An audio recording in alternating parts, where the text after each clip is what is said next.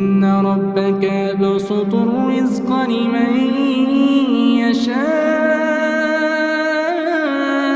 ويقدر إنه كان بعباده خبيرا بصيرا ولا تقتلوا أولادكم خشية إملاق نحن نرزقهم وإياكم إن قتلهم كان خطأ كبيرا ولا تقربوا الزنا